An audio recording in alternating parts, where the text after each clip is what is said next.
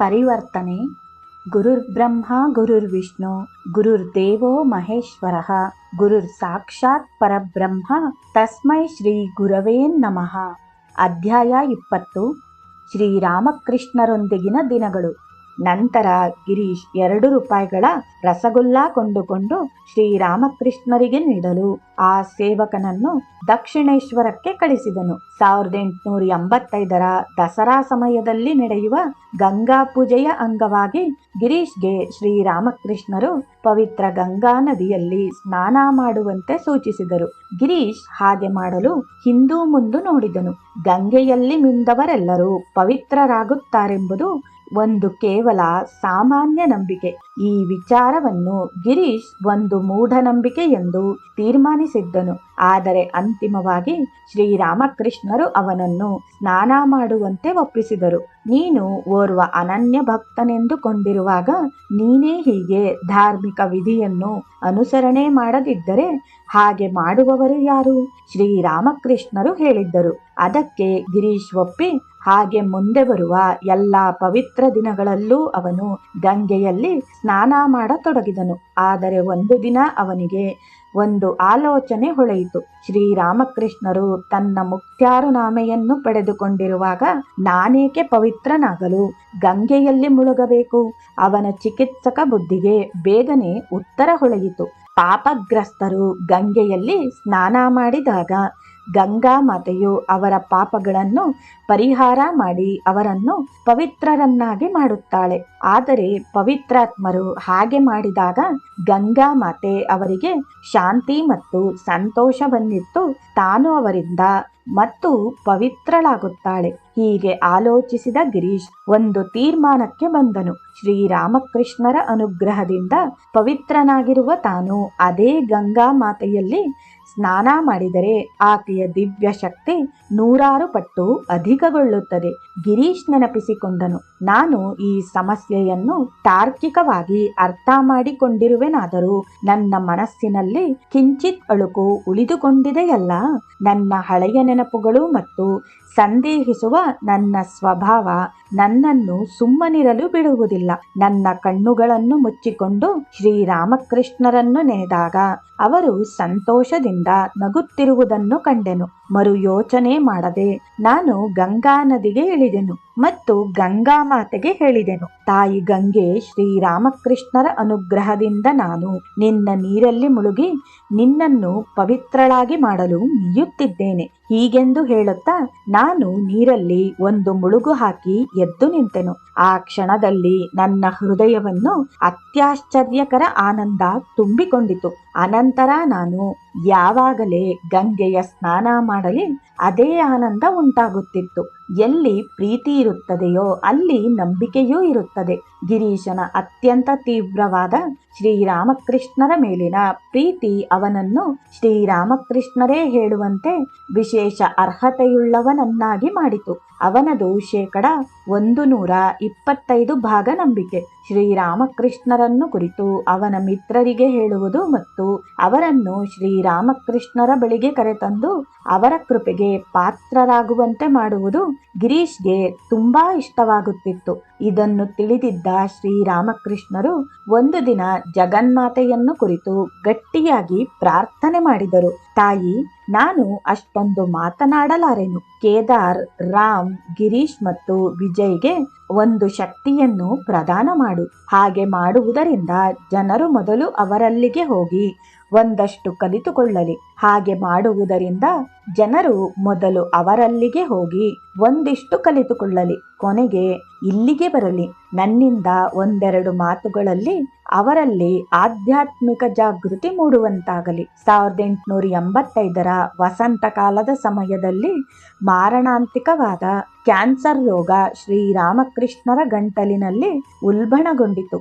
ನಂತರ ಸೆಪ್ಟೆಂಬರ್ ತಿಂಗಳಿನಲ್ಲಿ ಅವರನ್ನು ದಕ್ಷಿಣೇಶ್ವರದಿಂದ ಕೋಲ್ಕತ್ತೆಯ ಶ್ಯಾಂಪುಕಾರ್ಗೆ ಸ್ಥಳಾಂತರಿಸಲಾಯಿತು. ಅಲ್ಲಿ ಅವರು ತಮ್ಮ ವೈದ್ಯರಿಗೆ ಹತ್ತಿರವಾಗಿದ್ದು ಮತ್ತು ಭಕ್ತರು ಅವರನ್ನು ಚೆನ್ನಾಗಿ ನೋಡಿಕೊಂಡು ಉಪಚರಿಸಲು ಬೆಂಬಲಕ್ಕೆ ನಿಲ್ಲಲು ಮತ್ತು ಅವರ ಜೀವನದ ಕೊನೆಯ ತಿಂಗಳುಗಳಲ್ಲಿ ಅವರೊಂದಿಗೆ ಇರಲು ಅನುವಾಯಿತು. ಆ ವರ್ಷ ಅಂದರೆ 1885 ನವೆಂಬರ್ 6 ಜಗನ್ಮಾತೆ ಕಾಳಿಯ ಪೂಜಾ ಕೈಂಕರ್ಯಗಳು ವಿಶೇಷವಾಗಿ ಜರುಗಿದ್ದುವು. ಶ್ರೀರಾಮಕೃಷ್ಣರು ತಮ್ಮ ಓರ್ವ ಶಿಷ್ಯನಿಗೆ ಹೇಳಿದರು, ಪೂಜಾ ಕೈಂಕರ್ಯಗಳ ಉತ್ಸವಕ್ಕೆ ಒಂದಿಷ್ಟು ವಿಶೇಷ ವ್ಯವಸ್ಥೆ ಮಾಡಿಕೊಳ್ಳುವುದು ಸೂಕ್ತ. ನೀವು ಭಕ್ತರೊಂದಿಗೆ ಈ ವಿಚಾರವಾಗಿ ಮಾತನಾಡಿರಿ. ಭಕ್ತರು ಅಗತ್ಯವೆನಿಸಿದ ಎಲ್ಲ ವ್ಯವಸ್ಥೆಯನ್ನು ಪೂಜೆಗೋಸ್ಕರ ಮಾಡಿದರು. ಆ ಸಂಜೆ ಶ್ರೀರಾಮಕೃಷ್ಣರ ಕೊಠಡಿಯಲ್ಲಿ ಸುಮಾರು 30 ಜನ ಸಮಾವೇಶಗೊಂಡರು. ಅಲ್ಲಿ ನಡೆದುದೇನೆಂದು ಗಿರೀಶ್ ವಿವರಿಸುತ್ತಾನೆ. ಶ್ರೀರಾಮಕೃಷ್ಣರು ಪೂಜೆಯನ್ನು ನೆರವೇರಿಸಲೆಂದು ಕುಳಿತುಕೊಂಡರು. ಅವರ ಸುತ್ತ ಹೂಗಳು ಮತ್ತು ಹಣ್ಣುಗಳು ತುಂಬಿದ ತಟ್ಟೆಗಳು ಮತ್ತು ಇನ್ನಿತರ ಪೂಜಾ ಪರಿಕರಗಳನ್ನು ವ್ಯವಸ್ಥಿತವಾಗಿ ಇಡಲಾಗಿತ್ತು. ಈ ಮಧ್ಯೆ ಅವರು ಏಕಾಏಕಿ ನನ್ನ ಕಡೆಗೆ ತಿರುಗಿ ಹೇಳಿದರು, ಈ ದಿನ ಜಗನ್ಮಾತೆಯ ಆರಾಧನೆಯ ದಿನ. ಈ ರೀತಿ ಕುಳಿತು ಎಲ್ಲರೂ ಧ್ಯಾನ ಮಾಡಬೇಕು. ಆ ಕ್ಷಣದಲ್ಲಿ ನಾನು ಯಾವ ಆವಾಹನೆಗೆ ಒಳಗಾದನೆಂದು ತಿಳಿಯದು. ನಾನು ಮುಂದೆ ನುಗ್ಗಿ ಬಂದು ಜಯ ಶ್ರೀರಾಮಕೃಷ್ಣ ಎಂದು ಭಜಿಸುತ್ತಾ ಅವರ ಪಾದಗಳಿಗೆ ಹೂಗಳನ್ನು ಅರ್ಪಿಸಿದೆನು. ಕೊಠಡಿಯಲ್ಲಿದ್ದ ಇತರರು ಹಾಗೆಯೇ ಮಾಡಿದರು. ಆ ಕೂಡಲೇ ಶ್ರೀರಾಮಕೃಷ್ಣರು ಭಾವ ಸಮಾಧಿಗೆ ಜಾರಿದರು. ಅವರ ಹಸ್ತ ಅಭಯ ನೀಡುವ ಮುದ್ರೆಯನ್ನು ತಾಳಿ ನಮಗೆ ವರ ನೀಡುತ್ತಿರುವಂತೆ ಭಾಸವಾಯಿತು. ಸ್ವಾಮಿ ಶಾರದಾನಂದರು ಅಲ್ಲಿ ನಡೆದ ಕಾಳಿ ಪೂಜೆಯನ್ನು ವಿವರವಾಗಿ ವರ್ಣಿಸಿದ್ದಾರೆ. ಅದು 1885 ನವೆಂಬರ್ ತಿಂಗಳು. ಆ ತಿಂಗಳು 6ನೇ ತಾರೀಕಿನಂದು ಮಾಡಲಿದ್ದ ಕಾಳಿ ಪೂಜೆಯ ಸಮಯ ಹತ್ತಿರ ಬರುತ್ತಿತ್ತು. ಶ್ರೀರಾಮಕೃಷ್ಣರ ಆರೋಗ್ಯದಲ್ಲಿ ಕಣ್ಣಿಗೆ ಗೋಚರಿಸುವಂತಹ ಸುಧಾರಣೆ ಏನೂ ಇರಲಿಲ್ಲ. ದೇವೇಂದ್ರನು ಕಾಳಿಯ ಒಂದು ಮೂರ್ತಿಯನ್ನು ಕೊಂಡು ತಂದು ಪೂಜೆ ನೆರವೇರಿಸಲು ಅಪೇಕ್ಷಿಸಿದನು. ಶ್ರೀರಾಮಕೃಷ್ಣರು ಮತ್ತು ಅವರ ಭಕ್ತರ ಸಮ್ಮುಖದಲ್ಲಿ ಅದು ನಡೆಯುವಂತಾದರೆ ಬಹಳ ಸಂತೋಷ ಎಂದು ಆಲೋಚಿಸಿ ಆ ಪೂಜೆಯನ್ನು ಶ್ಯಾಂಪುಕಾರ್ನ ಗೃಹದಲ್ಲಿ ಮಾಡಲು ಅಪೇಕ್ಷಿಸಿದನು. ಆದರೆ ಭಕ್ತರು ಆ ಪೂಜೆಯನ್ನು ಒಳಗೊಂಡಂತೆ ಉಂಟಾಗುವ ಗದ್ದಲ, ಗೌಜು ಮತ್ತು ಉತ್ಸಾಹಗಳನ್ನು ಶ್ರೀರಾಮಕೃಷ್ಣರನ್ನು ಬಳಲಿಸಿ ಸುಸ್ತು ಮಾಡಬಹುದೆಂದು ಅವನಿಗೆ ತಮ್ಮ ಅಭಿಪ್ರಾಯ ತಿಳಿಸಿದರು. ದೇವೇಂದ್ರ ಭಕ್ತರ ಮನವಿಯನ್ನು ಆಲೋಚಿಸಿ ಅಂಗೀಕರಿಸಿದನು. ಪೂಜಾ ಕಾರ್ಯಕ್ರಮ ರದ್ದಾಯಿತು. ಆದರೆ ಕಾಳಿ ಪೂಜೆಯ ಮುನ್ನಾ ದಿನ ಶ್ರೀರಾಮಕೃಷ್ಣರು ಕೆಲವು ಭಕ್ತರಿಗೆ ಹೇಳಿದರು, ಸಾಧಾರಣ ಪೂಜಾ ಕಾರ್ಯಕ್ಕೆ ಏನೇನು ಸಲಕರಣೆಗಳು ಬೇಕೋ ಅವುಗಳನ್ನು ಸಂಗ್ರಹಿಸಿ. ನಾಳೆ ನಾವು ಕಾಳಿ ಪೂಜೆಯನ್ನು ಮಾಡೋಣ. ಇದರಿಂದ ಸಂತೋಷಗೊಂಡ ಭಕ್ತರು ತಮ್ಮ ತಮ್ಮಲ್ಲೇ ವಿಚಾರ ಮಾಡತೊಡಗಿದರು. ಏಕೆಂದರೆ ಶ್ರೀರಾಮಕೃಷ್ಣರಿಂದ ಹೆಚ್ಚಿಗೆ ಸೂಚನೆಗಳೇನೂ ಬರಲಿಲ್ಲ. ಅವರು ಈ ಕಾರ್ಯವನ್ನು ಚೆನ್ನಾಗಿ ನೆರವೇರಿಸಲು ಯಾವ ಮಾರ್ಗ ಸರಿ ಎಂದು ಚರ್ಚಿಸಿದರು. ಷೋಡಶೋಪಚಾರ ಪೂಜೆಯಾಗಬೇಕೋ ಅಥವಾ ಪಂಚೋಪಚಾರ ಪೂಜೆ ಸಾಕೋ? ಅಡಿಗೆ ಮಾಡಿ ನೈವೇದ್ಯ ನೀಡಬೇಕೋ? ಪೂಜೆ ನೆರವೇರಿಸುವವರು ಯಾರು? ಇತ್ಯಾದಿ ವಿಷಯಗಳ ಬಗೆಗೆ ಅವರು ಯಾವುದೇ ತೀರ್ಮಾನಕ್ಕೆ ಬರಲಾಗಲಿಲ್ಲ. ಕೊನೆಗೆ ಅವರು ತೆಯ್ದ ಶ್ರೀಗಂಧ, ಹೂಗಳು, ಎಣ್ಣೆಯ ದೀಪಗಳು, ಧೂಪ, ಹಣ್ಣುಗಳು ಮತ್ತು ಸಿಹಿ ತಿನಿಸುಗಳನ್ನು ಸಂಗ್ರಹಿಸಿಕೊಂಡು ನಂತರ ಶ್ರೀರಾಮಕೃಷ್ಣರ ಸೂಚನೆಗಳನ್ನು ತೆಗೆದುಕೊಳ್ಳುವುದೆಂದು ತೀರ್ಮಾನಿಸಿದರು.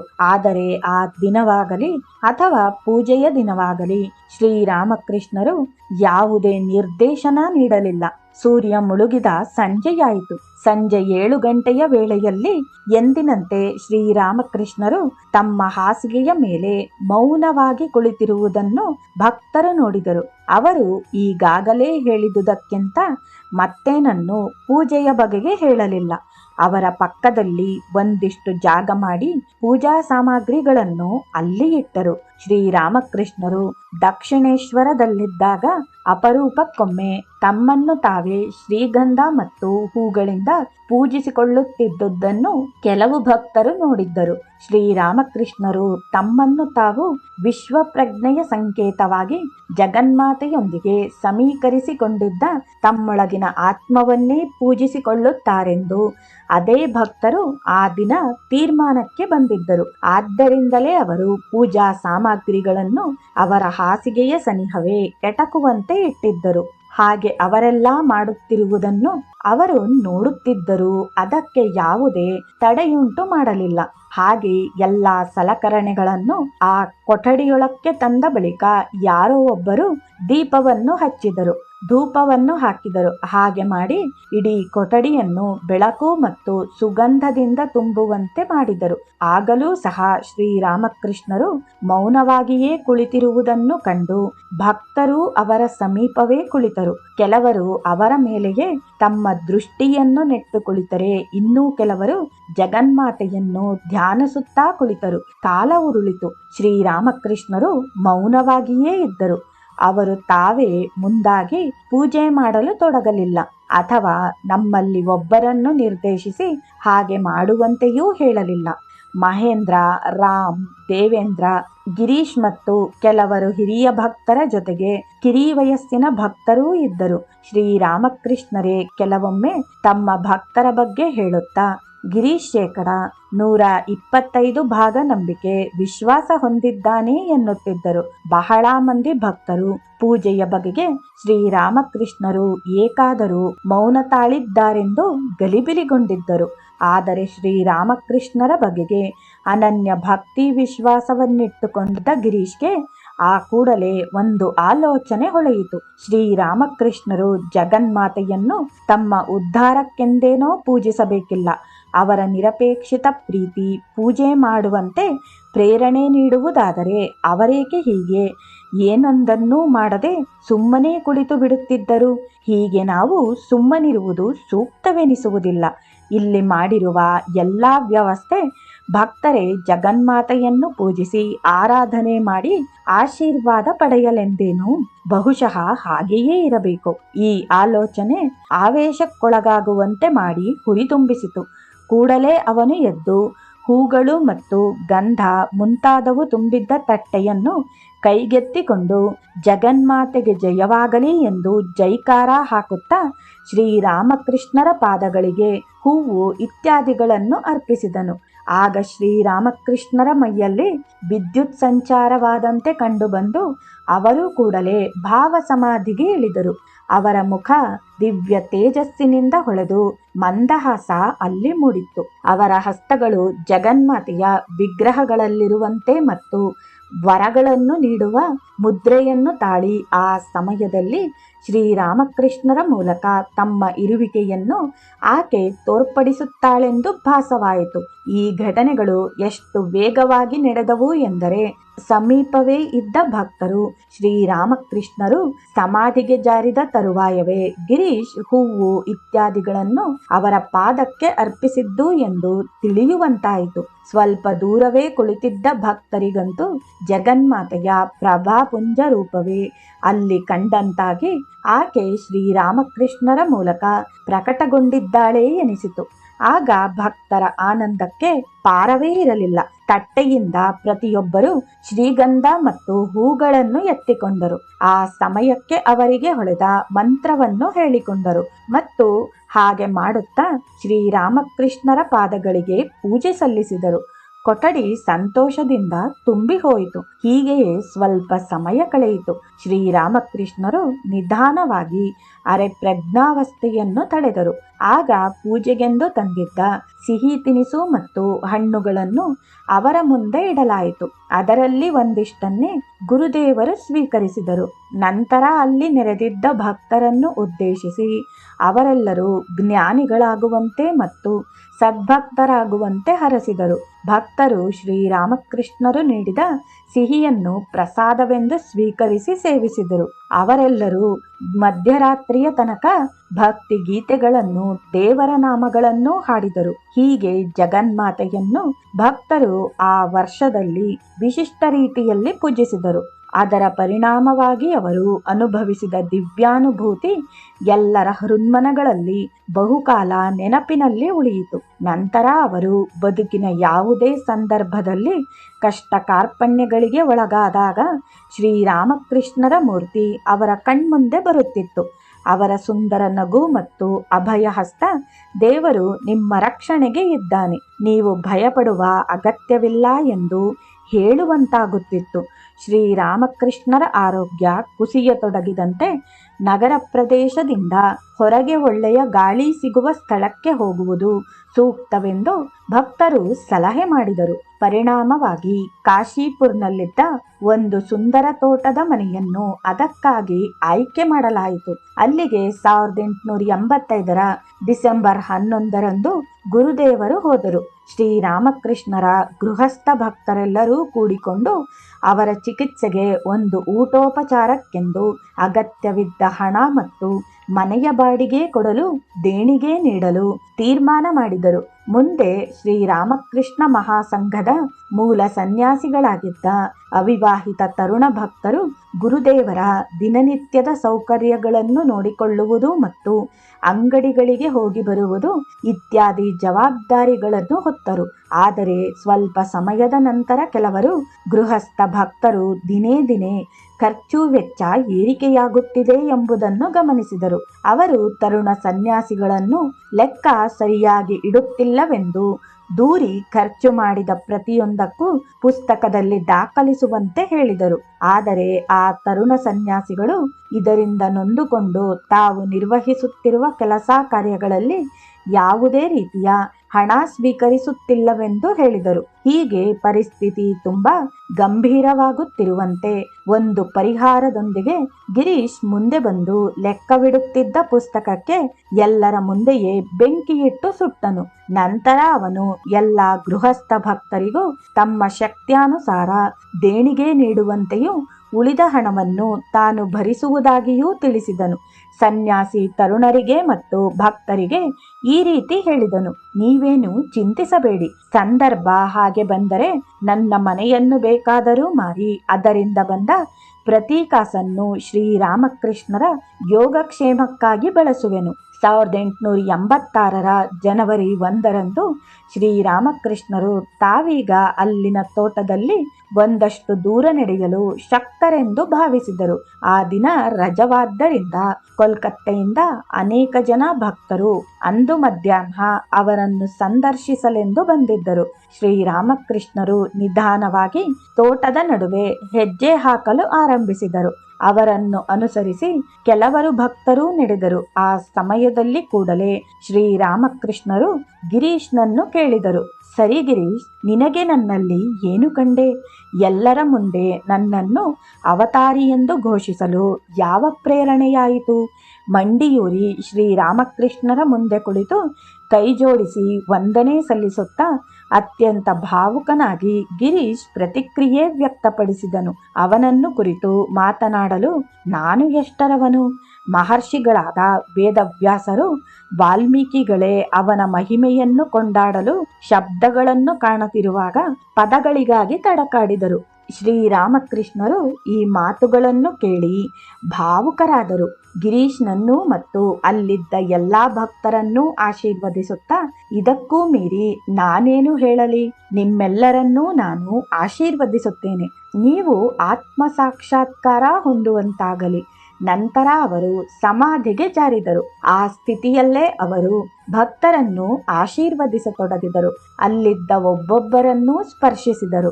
ಅವರ ಈ ಒಂದೊಂದು ಸ್ಪರ್ಶದಿಂದ ಭಕ್ತರಲ್ಲಿದ್ದ ಆಧ್ಯಾತ್ಮಿಕ ಚೈತನ್ಯ ಎಚ್ಚರಗೊಂಡಿತು. ಇದರಿಂದ ಉತ್ತೇಜಿತನಾದ ಗಿರೀಶ್ ಅಲ್ಲಿಂದ ಓಡಿ ಹೋಗಿ ಮನೆಯಲ್ಲಿದ್ದವರನ್ನೆಲ್ಲ ಶ್ರೀರಾಮಕೃಷ್ಣರ ಆಶೀರ್ವಾದ ಪಡೆದುಕೊಳ್ಳಲು ಕೂಗಿ ಕರೆದನು. ಅಡಿಗೆ ಮನೆಗೆ ಪ್ರವೇಶಿಸಿದ ಅವನು ಅಲ್ಲಿ ಚಪಾತಿ ಮಾಡುತ್ತಿದ್ದ ಅಡುಗೆಯವನನ್ನು ಶ್ರೀರಾಮಕೃಷ್ಣರ ಆಶೀರ್ವಾದ ಪಡೆಯಲು ಎಳೆದುಕೊಂಡು ಬಂದನು. ನಂತರ ಶ್ರೀರಾಮಕೃಷ್ಣರು ತಮ್ಮ ಕೊಠಡಿಗೆ ಹಿಂತಿರುಗಿ ತಮ್ಮ ಸೋದರಳಿಯನಿಗೆ ಹೇಳಿದರು: ರಾಮ್ಲಾಲ್, ನನ್ನ ಕೈಗಳು ಮತ್ತು ಕಾಲುಗಳು ಹತ್ತಿ ಹುರಿಯುತ್ತಿವೆ. ಗಂಗಾ ನದಿಯಿಂದ ಒಂದಿಷ್ಟು ನೀರನ್ನು ತಂದು ನನ್ನ ಮೇಲೆ ಪ್ರೋಕ್ಷಣೆ ಮಾಡು. ರಾಮ್ಲಾಲ್ ನೆನಪಿಸಿಕೊಳ್ಳುತ್ತಾನೆ. ಈಗ ಅವರು ಸಂಪೂರ್ಣ ಚಡಪಡಿಸುತ್ತಿದ್ದರು. ನಾನು ಕೇಳಿದೆ, ಏನಾಗುತ್ತಿದೆ? ಅವರು ಉತ್ತರಿಸಿದರು: ನಾನು ಈ ಪ್ರಪಂಚಕ್ಕೆ ಕೆಲವು ಭಕ್ತರೊಂದಿಗೆ ಗುಟ್ಟಾಗಿ ಹುಟ್ಟಿ ಬಂದೆನು. ಆದರೆ ಈಗ ರಾಮ್ ನನ್ನ ಹೆಸರನ್ನು ಎಲ್ಲೆಡೆ ಪ್ರಸರಿಸುತ್ತಿದ್ದಾನೆ. ಆತನು ನನ್ನಲ್ಲಿಗೆ ಎಲ್ಲಾ ತರಹದ ಜನರನ್ನೂ ಕರೆತಂದು ನಾನು ಅವರನ್ನು ಮುಟ್ಟಿ ಆಶೀರ್ವದಿಸಬೇಕೆಂದು ಅಪೇಕ್ಷಿಸುತ್ತಾನೆ. ನಾನು ಎಷ್ಟು ಭಾರವನ್ನು ಹೊರಬಲ್ಲೆ. ನನಗೆ ಈ ರೋಗ ಬಂದುದು ಇವರೆಲ್ಲರ ಪಾಪಕರ್ಮಗಳನ್ನು ನಾನು ಸ್ವೀಕರಿಸಿದ ಕಾರಣವೇ ನೋಡು. ನಾನು ಇನ್ನು ಈ ಜಗತ್ತಿನಲ್ಲಿ ಇರಬಾರದು. ನಾನು ಅವರನ್ನು ಸಮಾಧಾನಪಡಿಸಿದೆನು. ಇಲ್ಲ, ಹಾಗಲ್ಲ. ನೀವು ಇನ್ನು ಮುಂದೆ ಯಾರಿಗೇ ಆಗಲಿ ದರ್ಶನ ಕೊಡಬೇಕಿಲ್ಲ ಮತ್ತು ಅವರನ್ನು ಸ್ಪರ್ಶಿಸಬೇಕಿಲ್ಲ. ನಂತರ ನಾನು ಗಂಗಾಜಲವನ್ನು ತಂದು ಅವರ ಕೈಗಳು ಮತ್ತು ಪಾದಗಳನ್ನು ತೊಳೆದೆನು. ಅವರು ನಿಧಾನವಾಗಿ ಸಮಚಿತ್ತರಾದರು. ಒಮ್ಮೆ ಶಾರದಾ ಮಾತೆಯವರು ಶ್ರೀರಾಮಕೃಷ್ಣರಿಗೆ ಕ್ಯಾನ್ಸರ್ ಹುಟ್ಟಿಕೊಳ್ಳಲು ಕಾರಣವೆಂದರೆ ಅವರು ಗಿರೀಶನ ಪಾಪಕರ್ಮಗಳನ್ನು ತಮ್ಮ ಮೇಲೆ ಹಾಕಿಕೊಂಡಿದ್ದು ಎಂದಿದ್ದರು. ಈ ಘಟನೆಗಳ ನಂತರ ಒಂದು ದಿನ ಗೋಪಾಲ್ ಘೋಷ್ ತಾವು ಎಲ್ಲಾ ಸನ್ಯಾಸಿಗಳಿಗೂ ಕಾಷಾಯಾಂಬರ ಮತ್ತು ರುದ್ರಾಕ್ಷಿ ಮಾಲೆಯನ್ನು ನೀಡಬೇಕೆಂಬ ಬಯಕೆ ತಮ್ಮದಾಗಿದೆ ಎಂದು ಶ್ರೀರಾಮಕೃಷ್ಣರಲ್ಲಿ ಮನವಿ ಮಾಡಿದರು. ಶ್ರೀರಾಮಕೃಷ್ಣರು ತಮ್ಮ ತರುಣ ಸನ್ಯಾಸಿಗಳ ಕಡೆ ತೋರುತ್ತಾ ಹೀಗೆಂದರು, ಅವುಗಳನ್ನು ಈ ಹುಡುಗರಿಗೇಕೆ ಕೊಡಬಾರದು? ಇವರೆಲ್ಲರೂ ವೈರಾಗ್ಯದಿಂದ ತುಂಬಿ ತುಳುಕುತ್ತಿದ್ದಾರೆ. ಇವರಿಗಿಂತ ಮಿಗಿಲಾದ ಸನ್ಯಾಸಿಗಳನ್ನು ಬೇರೆಲ್ಲಿಯೂ ಕಾಣಲು ಬರುವುದಿಲ್ಲ. ಗೋಪಾಲ್ ಬಳಿ 12 ತುಂಡು ಕಾವಿ ಬಟ್ಟೆ ಮತ್ತು 12 ರುದ್ರಾಕ್ಷಿ ಸರಗಳಿದ್ದವು. ಅವುಗಳನ್ನು ಅವರು ಶ್ರೀರಾಮಕೃಷ್ಣರಿಗೆ ನೀಡಿದರು. ನಂತರ ಶ್ರೀರಾಮಕೃಷ್ಣರು ತಾವೇ ಸ್ವತಃ ತಮ್ಮ ಕೈಯಿಂದ ತಮ್ಮ 11 ಮಂದಿ ಶಿಷ್ಯರಿಗೆ ಅವುಗಳನ್ನು ಪ್ರದಾನ ಮಾಡಿದರು. ಹೀಗೆ ಶ್ರೀರಾಮಕೃಷ್ಣರೇ ಮುಂದೆ ಅಸ್ತಿತ್ವಕ್ಕೆ ಬಂದ ರಾಮಕೃಷ್ಣ ಮಹಾಸಂಘಕ್ಕೆ ತಾವೇ ಅಸ್ಥಿಭಾರ ಹಾಕಿದರು. 1 ತುಂಡು ಕಾವಿ ವಸ್ತ್ರ ಮತ್ತು 1 ರುದ್ರಾಕ್ಷಿ ಮಾಲೆ ಉಳಿಯಿತು. ಅವುಗಳನ್ನು ಗಿರೀಶ್ಗೆ ಇಡುವಂತೆ ಶ್ರೀರಾಮಕೃಷ್ಣರು ಸೂಚಿಸಿದರು. ಏಕೆಂದರೆ ಅವನು ಪರಿತ್ಯಾಗದ ವಿಷಯವಾಗಿ ಯಾರಿಗೂ ಕಡಿಮೆ ಇಲ್ಲದವನು. ಕಾಷಾಯಾಂಬರವನ್ನು ಸ್ವೀಕರಿಸಿದ ಮೇಲೆ ಗಿರೀಶ್ಗೆ ಒಂದು ಬಗೆಯ ಉಭಯ ಸಂಕಟ ಶುರುವಾಯಿತು. ಅವನು ವಿಚಾರ ಮಾಡಿದ, ನಾನು ಲೌಕಿಕ ಜೀವನ ನಡೆಸುವವನು. ನಾನು ಪ್ರತಿ ರಾತ್ರಿ ರಂಗಮಂದಿರಕ್ಕೆ ಹೋಗುತ್ತೇನೆ ಮತ್ತು ಕೆಲವು ಸಂದರ್ಭಗಳಲ್ಲಿ ರಂಗದ ಮೇಲೆ ಅಭಿನಯಿಸುತ್ತೇನೆ. ಆಗ ಈ ಕಾವಿ ವಸ್ತ್ರಗಳನ್ನು ಏನು ಮಾಡುವುದು ಅಂದರೆ ಹಾಗೆಯೇ ಶ್ರೀರಾಮಕೃಷ್ಣರ ಆದೇಶವನ್ನು ಕಡೆಗಣಿಸುವಂತಿಲ್ಲ. ನಂತರ ಅವನು ಆ ಕಾವಿ ವಸ್ತ್ರವನ್ನು ತನ್ನ ತಲೆಗೆ ಪೇಟದಂತೆ ಸುತ್ತಿಕೊಂಡನು ಮತ್ತು ಶ್ರೀರಾಮಕೃಷ್ಣರನ್ನು ಸಮೀಪಿಸಿ ಅವರಿಗೆ ವಂದನೆ ಸಲ್ಲಿಸಿದನು. ಶ್ರೀರಾಮಕೃಷ್ಣರು ಮಂದಹಾಸ ಬೀರುತ್ತಾ ಗಿರೀಶ್ಗೆ ಹೇಳಿದರು, ಅದು ಅಷ್ಟೇ ಸಾಕು ನಿನಗೆ. 1886 ಏಪ್ರಿಲ್ 6 ಕಾಶಿಪುರ್ನ ತೋಟದ ಮನೆಯಲ್ಲಿ ಶ್ರೀರಾಮಕೃಷ್ಣರನ್ನು ನೋಡಲು ಗಿರೀಶ್ ಹೋದನು. ರೋಗದಿಂದ ಹಾಸಿಗೆ ಹಿಡಿದವರಿಗೆ ಪ್ರೀತಿ ಪಾತ್ರರಾದವರನ್ನು ನೋಡಲು ಸಂತೋಷವಾಗುತ್ತದೆ. ವಚನವೇದದಲ್ಲಿ ಶ್ರೀರಾಮಕೃಷ್ಣರ ಪ್ರೀತಿ ಕ್ರಿಯಾಶೀಲವಾಗಿದ್ದ ಒಂದು ಚಿತ್ತಾಕರ್ಷಕ ದೃಶ್ಯವನ್ನು ಚಿತ್ರಿಸಿದ್ದಾರೆ. ಅಂದು ಸಂಜೆ ಶ್ರೀರಾಮಕೃಷ್ಣರು ಅಷ್ಟೇನು ನಿತ್ರಾಣರಾಗಿರಲಿಲ್ಲ. ಭಕ್ತರು ಬಂದವರು ಅವರಿಗೆ ವಂದಿಸಿ ಅವರ ಮುಂದೆಯೇ ಕುಳಿತುಕೊಳ್ಳುತ್ತಿದ್ದರು. ಶ್ರೀರಾಮಕೃಷ್ಣರು ರಿಗೆ ದೀಪವನ್ನು ಹತ್ತಿರ ತರುವಂತೆ ಹೇಳಿದರು. ಏಕೆಂದರೆ ಅದರ ಬೆಳಕಿನಲ್ಲಿ ಭಕ್ತರನ್ನು ಚೆನ್ನಾಗಿ ನೋಡಲು ಆಗುತ್ತದೆಂದು. ಶ್ರೀರಾಮಕೃಷ್ಣರು ಗಿರೀಶ್ನನ್ನು ಪ್ರೀತಿಯಿಂದ ಬರಮಾಡಿಕೊಂಡರು. ನೀವು ಚೆನ್ನಾಗಿದ್ದೀರಾ? ಅವರಿಗೆ ಧೂಮಪಾನ ಮಾಡಲು ಸಿದ್ಧ ಮಾಡು ಮತ್ತು ಬಿಳ್ಯವನ್ನು ನೀಡು. 1-2 ವಿಷಯಗಳ ನಂತರ ಅವರೇ ಹೇಳಿದರು, ಅವರಿಗೆ ಒಂದಿಷ್ಟು ಉಪಹಾರ ತಂದುಕೊಡು. ಲಾಟು, ನಾನು ಅವರಿಗೆ ಬಿಳ್ಯವನ್ನು ಕೊಟ್ಟೆನು. ಅಂಗಡಿಯಿಂದ ಒಂದಿಷ್ಟು ಉಪಹಾರ ತರಲು ನಮ್ಮಲ್ಲಿ ಒಬ್ಬರು ಇನ್ನೇನು ಹೋಗಲಿದ್ದಾರೆ. ಶ್ರೀರಾಮಕೃಷ್ಣರು ಕುಳಿತಿದ್ದರು. ಒಬ್ಬ ಭಕ್ತರು 1-2 ಹೂವಿನ ಹಾರಗಳನ್ನು ತಂದಿದ್ದರು. ಶ್ರೀರಾಮಕೃಷ್ಣರು ಅವುಗಳನ್ನು ಒಂದರ ಮೇಲೊಂದರಂತೆ ತಮ್ಮ ಕೊರಳಿಗೆ ಹಾಕಿಕೊಂಡರು. ನಂತರ ಅವರು 2 ಹಾರಗಳನ್ನು ತೆಗೆದು ಗಿರೀಶ್ಗೆ ಆಶೀರ್ವದಿಸುವಂತೆ ಪ್ರೀತಿಯಿಂದ ನೀಡಿದರು. ಶ್ರೀರಾಮಕೃಷ್ಣರು ಪದೇ ಪದೇ ಉಪಹಾರ ಬಂದಿತೇನು ಎಂದು ಕೇಳುತ್ತಿದ್ದರು. ಅವರು ಗಿರೀಶ್ಗೆ ತಿನ್ನಲು ನೀಡುವ ತರಾತುರಿಯಲ್ಲಿದ್ದರು. ಬಿಸಿ ಬಿಸಿ ಕಚೋರಿ, ಪೂರಿ ಮತ್ತು ಇನ್ನಿತರ ಸಿಹಿ ತಿನಿಸುಗಳನ್ನು ಗಿರೀಶ್ಗೆಂದು ಬಾರಾನಗರ್ ಬಜಾರ್ನಲ್ಲಿದ್ದ ಪ್ರಸಿದ್ಧ ಫಾಗು ಅಂಗಡಿಯಿಂದ ತರಲಾಯಿತು. ಶ್ರೀರಾಮಕೃಷ್ಣರು ಆ ಎಲ್ಲಾ ತಿನಿಸುಗಳನ್ನು ಗಿರೀಶ್ನ ಮುಂದೆ ಇಡುವಂತೆ ಸೂಚಿಸಿದರು. ನಂತರ ಇಟ್ಟಿದ್ದ ತಟ್ಟೆಯಿಂದ ಒಂದು ತುಣುಕನ್ನಷ್ಟೇ ಅವರು ಬಾಯಿಗಿಟ್ಟುಕೊಂಡು ಗಿರೀಶ್ಗೆ ತಿನ್ನುವಂತೆ ಹೇಳಿದರು. ಅದನ್ನು ಗಿರೀಶ್ ಪ್ರಸಾದವೆಂದು ಸ್ವೀಕರಿಸಿದನು. ಶ್ರೀರಾಮಕೃಷ್ಣರಿಗೆ ಕ್ಯಾನ್ಸರ್ ಕಾಯಿಲೆ ಇದ್ದುದರಿಂದ ಆ ಆಹಾರವನ್ನು ತಿನ್ನುವಂತಿರಲಿಲ್ಲ. ಸಾಮಾನ್ಯವಾಗಿ ನಾವು ಯಾವ ಆಹಾರವನ್ನು ಇಷ್ಟಪಡುತ್ತೇವೆಯೋ ಅದನ್ನು ಅತಿಥಿಗಳಿಗೆ ನೀಡುವುದು ಸಂಪ್ರದಾಯ. ಶ್ರೀರಾಮಕೃಷ್ಣರು ಹೇಳಿದರು, ಬಿಸಿ ಬಿಸಿ ಮತ್ತು ಗರಿ ಗರಿ ಕಚೋರಿಗಳು. ಗಿರೀಶ್ ಶ್ರೀರಾಮಕೃಷ್ಣರ ಹಾಸಿಗೆಯ ಪಕ್ಕವೇ ಕುಳಿತುಕೊಂಡು ತಿಂಡಿಯನ್ನು ತಿಂದನು. ಅವನಿಗೆ ಕುಡಿಯಲು ನೀರು ಬೇಕಿತ್ತು. ಕೊಠಡಿಯ ಆಗ್ನೇಯ ಮೂಲೆಯಲ್ಲಿದ್ದ ಒಂದು ಮಣ್ಣು ಹೂಜಿಯಲ್ಲಿ ಕುಡಿಯುವ ನೀರು ಇತ್ತು. ಆಗ ಬೇಸಿಗೆಯ ಕಾಲ, ವೈಶಾಖ ಮಾಸದ ಸಮಯ. ಶ್ರೀರಾಮಕೃಷ್ಣರು ಹೇಳಿದರು, ಇಲ್ಲಿ ನೋಡು, ಇದು ಒಳ್ಳೆಯ ನೀರು. ಶ್ರೀರಾಮಕೃಷ್ಣರ ಕಾಯಿಲೆ ಉಲ್ಬಣಗೊಂಡಿತ್ತು. ಅವರಿಗೆ ನಿಲ್ಲಲು ಶಕ್ತಿ ಇರಲಿಲ್ಲ. ಆದರೆ ಅಲ್ಲಿದ್ದ ಶಿಷ್ಯರು ತಮಗೆ ಆಶ್ಚರ್ಯವುಂಟು ಮಾಡುವಂತಹದ್ದೊಂದನ್ನು ಮರುಕ್ಷಣವೇ ಕಂಡರು. ಶ್ರೀರಾಮಕೃಷ್ಣರು ತಮ್ಮ ಹಾಸಿಗೆಯಿಂದ ಎದ್ದು ಹೊರಬರುವುದನ್ನು ನೋಡಿದರು. ಸಂಪೂರ್ಣ ಬೆತ್ತಲೆ. ಹಾಸಿಗೆಯಿಂದ ಒಂದು ಮಗು ತೆವಳುವಂತೆ ತೆವಳುತ್ತಿದ್ದರು. ಏಕೆಂದರೆ ಸ್ವತಃ ಅವರೇ ನೀರನ್ನು ಎತ್ತಿ ತಂದು ಗಿರೀಶ್ಗೆ ಕುಡಿಸಲು. ಅಲ್ಲಿದ್ದ ಭಕ್ತರಿಗೆ ಉಸಿರು ನಿಂತಂತಾಯಿತು. ಶ್ರೀರಾಮಕೃಷ್ಣರು ಹೂಜಿಯಿಂದ ನೀರನ್ನು ಸುರಿದರು. ಅವರು ತಮ್ಮ ಕೈ ಮೇಲೆ ಒಂದಿಷ್ಟನ್ನು ಸುರಿದುಕೊಂಡು ತಣ್ಣಗಿದೆಯೋ ಹೇಗೆ ಎಂಬುದನ್ನು ನೋಡಿದರು. ಅವರಿಗೆ ನೀರು ಅಷ್ಟೊಂದು ತಣ್ಣಗಿದೆ ಎನಿಸಲಿಲ್ಲ. ಕೊನೆಗೆ ಬೇರೆ ನೀರು ಅಲ್ಲಿ ಸಿಗುವುದಿಲ್ಲವೆಂಬುದನ್ನು ತಿಳಿದು ಅದೇ ನೀರನ್ನು ಗಿರೀಶ್ಗೆ ಕುಡಿಯಲು ಸುರಿದರು. ಗಿರೀಶ್ ಉಪಹಾರ ಮಾಡುತ್ತಿದ್ದನು. ಭಕ್ತರು ಸುತ್ತೆಲ್ಲ ಕುಳಿತಿದ್ದರು. ಎಂ ರಾಮಕೃಷ್ಣರಿಗೆ ಗಾಳಿ ಹಾಕುತ್ತಿದ್ದರು. ತಿಂಡಿ ತಿನಿಸನ್ನು ಗಿರೀಶ್ ಇಷ್ಟಪಟ್ಟು ತಿಂದನು. ಶ್ರೀರಾಮಕೃಷ್ಣರು ಅವನಿಗೆ ಹೆಚ್ಚು ಹೆಚ್ಚು ಕಚೋರಿ ತಿನ್ನುವಂತೆ ಹುರಿದುಂಬಿಸಿದರು. ಏಕೆಂದರೆ ಅವು ಪೂರಿಗಿಂತ ಹೆಚ್ಚು ರುಚಿಕರ ಮತ್ತು ಅವು ರಜೋಗುಣವನ್ನು ಅಧಿಕಗೊಳಿಸುತ್ತವೆ.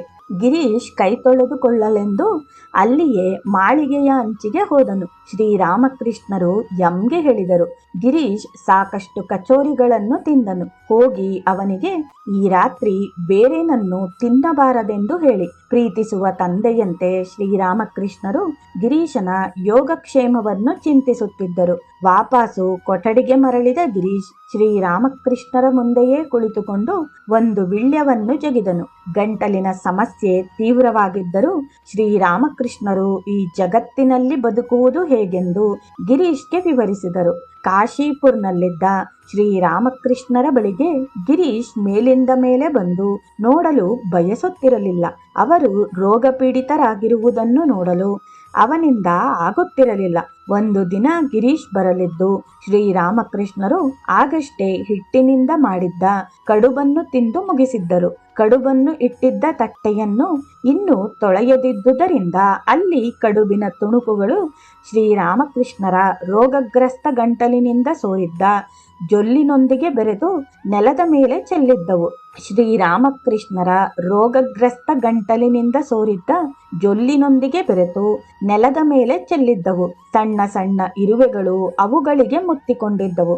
ಆ ತಟ್ಟೆಯನ್ನು ತೋರುತ್ತಾ ಶ್ರೀರಾಮಕೃಷ್ಣರು ಗಿರೀಶ್ಗೆ ಹೇಳಿದರು, ನೋಡು, ಈಗಲೂ ನನ್ನನ್ನು ಜನರು ಅವತಾರಿ ಎಂದು ಕರೆಯುತ್ತಾರೆಯೇ? ಗಿರೀಶ್ ಆ ಕೂಡಲೇ ಪ್ರತಿಕ್ರಿಯಿಸಿದನು, ಸ್ವಾಮಿ, ಆ ಇರುವೆಗಳು ಈಗ ಮುಕ್ತಿಯನ್ನು ಸಾಧಿಸಿಕೊಳ್ಳುತ್ತಿವೆ. ನಿಮಗೆ ಬಂದಿರುವ ಕಾಯಿಲೆ ಮತ್ಯಾವ ಕಾರಣಕ್ಕೆ ಎಂದು ನೀವು ತಿಳಿದಿದ್ದೀರಿ. 1883 ಆಗಸ್ಟ್ 16 ಶ್ರೀರಾಮಕೃಷ್ಣರು ಮಹಾಸಮಾಧಿ ಹೊಂದಿದರು. ಓರ್ವ ಭಕ್ತರು ಈ ದುಃಖದ ಸಂದೇಶವನ್ನು ಗಿರೀಶ್ಗೆ ಮುಟ್ಟಿಸಿದರು. ಆದರೆ ಗಿರೀಶ್ ಅದನ್ನು ನಂಬಲಿಲ್ಲ. ಅವರಿಗೆ ಅವನು ಹೇಳಿದನು, ನೀವು ಹೇಳುತ್ತಿರುವುದು ಸುಳ್ಳು. ಶ್ರೀರಾಮಕೃಷ್ಣರು ಸಾಯಲಾರರು. ಸರ್, ನಾನು ಅಲ್ಲಿಂದಲೇ ಬಂದೆನು. ವಾಪಸ್ಸು ನೀವು ಅಲ್ಲಿಗೇ ಹೋಗಿರಿ. ನಾನು ಅವರು ಅಸುನೀಗುವುದನ್ನು ಕಣ್ಣಾರೆ ನೋಡಿದೆನು. ಗಿರೀಶ್ ತನ್ನ ಮುಖವನ್ನು ಮುಚ್ಚಿಕೊಂಡು ಪ್ರತ್ಯುತ್ತರ ಕೊಟ್ಟನು, ನಿಮಗೆ ಏನು ಬೇಕೋ ಅದನ್ನು ಹೇಳಿರಿ. ನಾನು ಅದನ್ನು ನನ್ನ ಕಣ್ಣಿಂದ ನೋಡಿಲ್ಲ, ಆದ್ದರಿಂದ ನಾನದನ್ನು ನಂಬುವುದಿಲ್ಲ. ನಂತರ ಗಿರೀಶ್ ಹೇಳಿದನು, ಶ್ರೀರಾಮಕೃಷ್ಣರು ದೇಹ ತ್ಯಜಿಸಿದರೆಂಬುದನ್ನು ಕೇಳಿದೆನು, ಆದರೆ ಅವರನ್ನು ನೋಡಲು ನಾನು ಕಾಶೀಪುರ್ಗೆ ಹೋಗಲಿಲ್ಲ. ನನಗೆ ಗೊತ್ತಿತ್ತು, ನನ್ನ ದುರ್ಬಲ ಮನಸ್ಸಿಗೆ ಶ್ರೀರಾಮಕೃಷ್ಣರ ಅಮರತ್ವದ ಜೀವನದಲ್ಲಿ ನಂಬಿಕೆ ಇತ್ತು. ಅವರ ಮೃತದೇಹವನ್ನು ನೋಡಿದ ಕೂಡಲೇ ಅದು ಸಡಿಲವಾಗಬಹುದೆಂದು ಅದು ನನ್ನನ್ನು ಅಲ್ಲಿಗೆ ಹೋಗಲು ಬಿಡಲಿಲ್ಲ.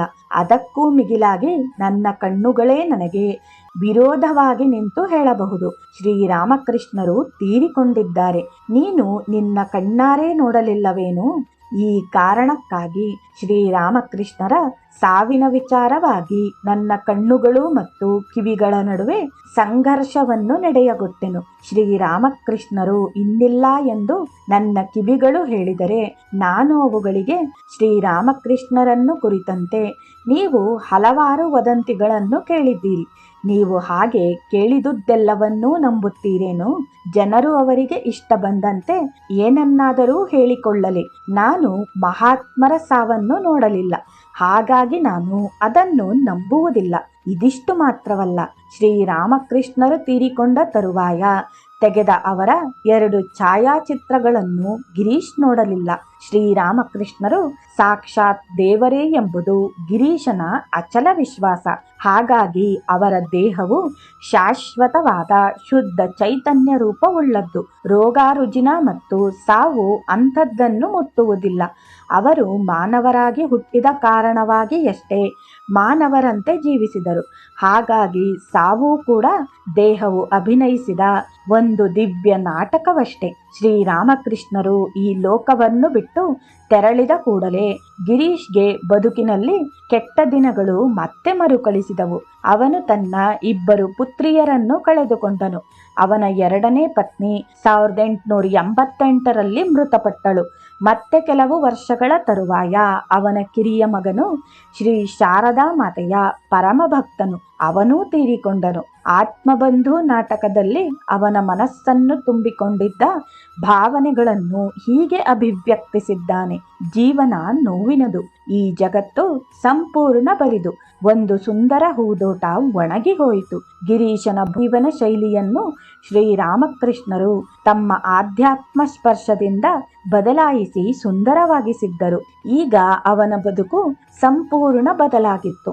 ಅವನ ಕೊನೆಯ 20 ವರ್ಷಗಳ ಅವಧಿಯಲ್ಲಿ ಅವನು ಮದ್ಯಪಾನ ಮಾಡಲಿಲ್ಲ. ಆದರೂ ನಟನಾಗಿ ಮತ್ತು ನಾಟಕಕರ್ತೃವಾಗಿ ಅಪಾರ ಯಶಸ್ಸನ್ನು ಕಾಣಲು ಅವನ ಹಿಂದಿನ ಜೀವನ ಅಪಾರ ಉಡುಗೆ ನೀಡಿತ್ತು.